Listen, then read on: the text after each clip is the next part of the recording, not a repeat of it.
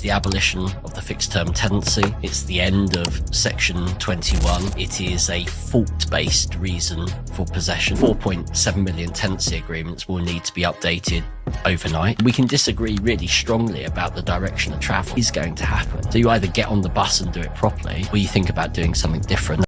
But what does adaptation actually look like in practice? That is where the real operational pressure begins. Managing escalating rent arrears, persistent neighbour nuisance complaints, and repeated tenancy breaches, while also identifying the correct Section 8 grounds, serving valid notices, gathering robust evidence, maintaining clear case records, advising landlords, and preparing cases that may ultimately lead to possession proceedings. Before the abolition of Section 21, some managing agents may have seen a relatively straightforward route to regain possession. The legal framework has changed, and with it, the operational expectations placed on the sector.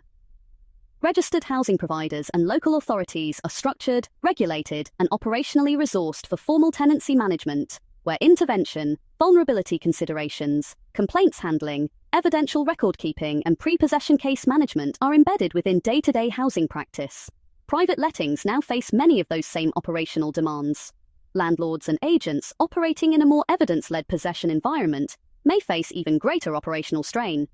Traditionally, much of the private rented sector was structured around an administrative compliance model, getting tenants in, keeping paperwork in order, collecting rent, and managing the routine running of the tenancy, with Section 21 often providing the fallback route when tenancies failed. Perhaps the most significant shift is how possession will now operate on the ground. NRLA figures released in late April showed a 60% year-on-year spike in possession instructions as landlords rushed to beat the 1st of May deadline, highlighting just how embedded Section 21 had become within the sector's operating model. With that route gone, possession becomes a far more evidence-led process. In cases involving rent arrears, antisocial behaviour, neighbour complaints, or persistent breaches, the question is no longer simply whether the correct notice was served, but whether the landlord or agent can evidence the tenancy history, the steps taken, and the basis for action. That is a major commercial as well as operational shift, because without the right systems and professional support, the financial consequences of managing tenancy breakdown through prolonged court action could be significant. Not everyone in the sector shares those concerns. Some industry voices have taken a far more confident view of how the post-Section 21 landscape will operate in practice. This is the bit that I hear from landlords that they're worried about, that in the past they could just serve Section 21.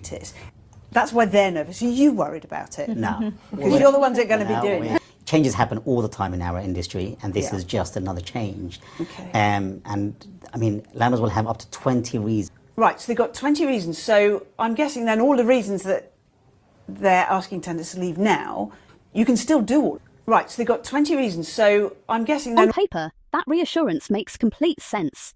But the operational reality may be very different when rent arrears escalate. Possession cases are defended and suspended on terms.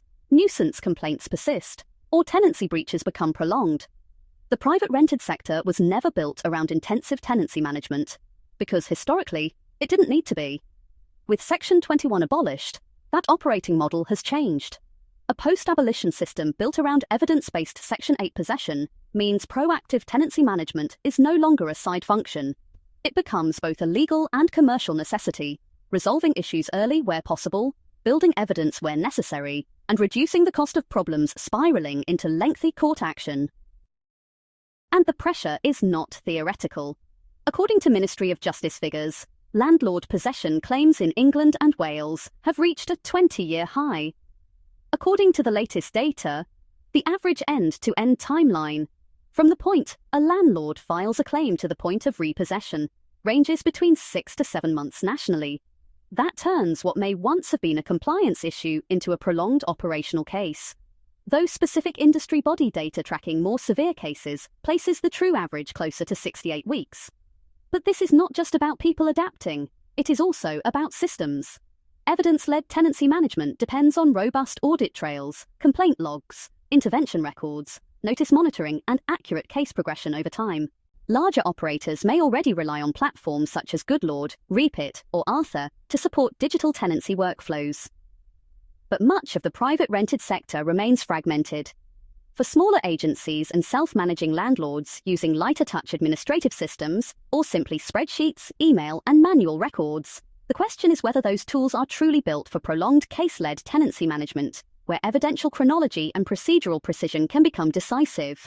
One of the most significant shifts, now that Section 8 is the primary route for possession, is the increased importance of case management, investigation, and evidential preparation in cases where tenancies break down and more complex issues emerge.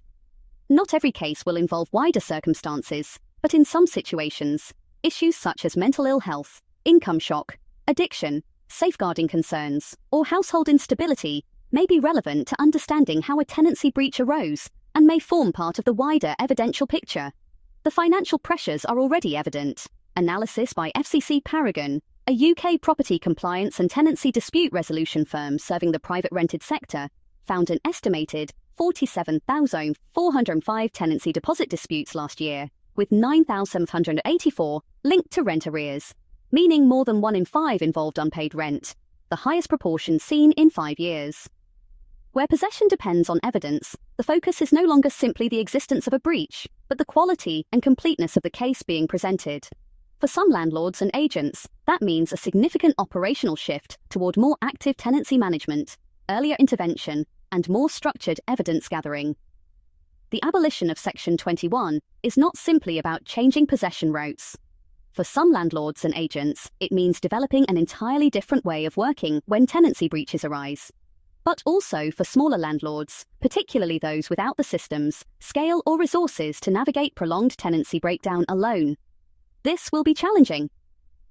The Renters' Rights Act is not a marginal policy adjustment. It represents one of the most significant housing reforms affecting the private rented sector in a generation.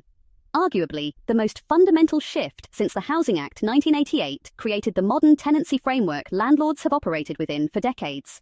And that matters because this is not simply about legal compliance. It is a structural change in how possession risk, tenancy breaches, and day-to-day tenancy management may operate in practice.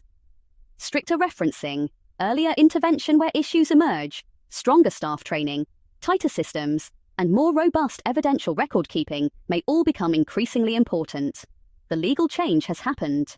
How the sector adapts operationally and what that looks like in practice will become clearer in the months ahead.